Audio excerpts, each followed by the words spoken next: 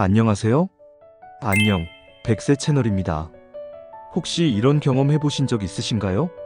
작은 통증에도 혹시 큰 병이 아닐까 걱정하며 온종일 인터넷으로 증상을 검색했지만 결국 불안만 커졌던 적이요.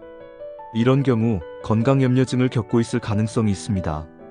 정확한 국내 유병률 통계는 없지만 건강보험심사평가원 자료에 따르면 해마다 건강염려증으로 병원을 찾는 환자 수가 4,000명에 육박한다고 해요.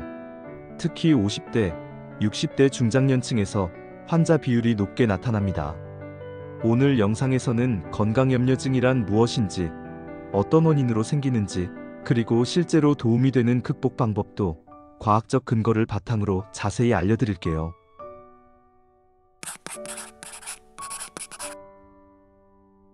건강염려증은 의학적으로 질병불안장애라고 합니다.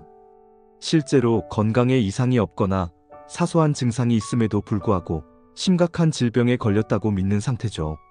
주요 특징은 다음과 같습니다. 두통, 피로, 소화불량 같은 가벼운 증상을 큰 병으로 해석합니다. 검사 결과가 정상이어도 불안을 멈추지 못하고 여러 병원을 전전할 수 있습니다. 일부 환자는 병원을 과도하게 찾고 일부는 병원을 아예 회피하는 양상을 보입니다. 이로 인해 일상생활에 큰 불안을 느끼고 삶의 질이 저하됩니다.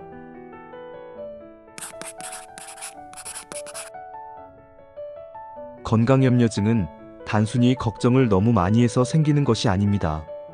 여러 심리적, 신경생물학적 요인이 복합적으로 관여합니다.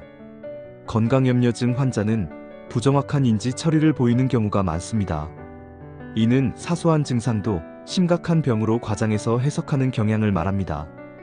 예를 들어 단순히 피곤해서 생긴 두통을 혹시 뇌종양 아닐까라고 생각하는 식입니다. 심한 스트레스나 과거에 겪은 질병 경험도 주요 원인입니다. 예를 들어 가족이 질병으로 고생한 경험이 있으면 건강에 대한 불안이 커질 가능성이 높습니다. 뇌과학 연구에 따르면 건강염려증은 뇌의 편도체가 과도하게 반응하는 것과 관련이 있습니다. 불안을 느낄 때 활성화되는 편도체가 증상에 과민하게 반응하며 합리적인 판단을 방해한다고 합니다.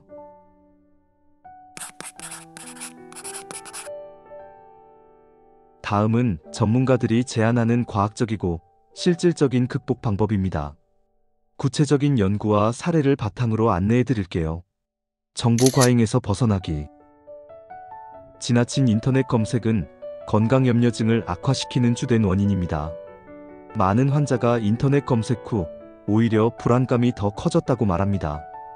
건강정보는 신뢰할 수 있는 의료기관이나 공신력 있는 기관의 공식 웹사이트에서 확인하는 것이 가장 바람직합니다.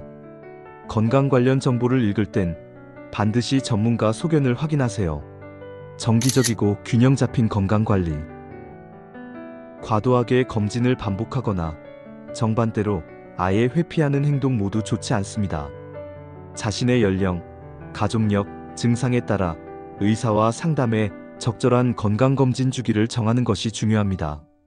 무분별한 검사 반복은 오히려 불안을 악화시킬 수 있으니 전문가의 권고에 따르세요. 인지행동치료 등 심리치료. 인지행동치료는 건강염려증 치료에 효과적인 대표적 심리치료법입니다. 국내외 임상 가이드라인에서 1차 치료로 권고되고 있죠. 증상이 느껴지면 노트를 꺼내서 쓰세요. 내가 지금 느낀 증상은 무엇인가? 이 증상이 실제로 위험할 가능성은 얼마나 될까?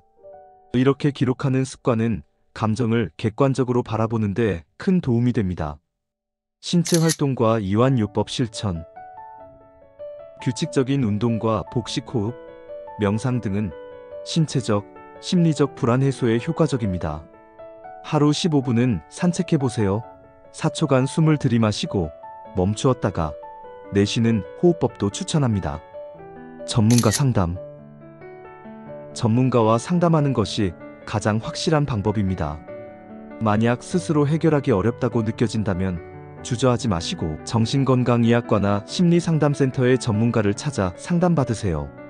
건강염려증을 극복하기 위해 가장 중요한 것은 나 자신의 몸과 마음을 믿는 태도입니다. 실제로 연구에 따르면 긍정적인 자기 확언을 반복하는 사람들은 심리도 훨씬 안정적이고 신체적 증상도 줄어듭니다. 예를 들어, 내 몸은 내가 믿고 지킬 수 있다. 작은 변화는 큰 문제가 아니다. 이런 말을 스스로에게 자주 건네보세요. 오늘도 수고 많으셨습니다. 항상 여러분의 안녕을 기원합니다. 영상이 도움이 되셨다면 좋아요와 구독, 알림 설정도 부탁드립니다.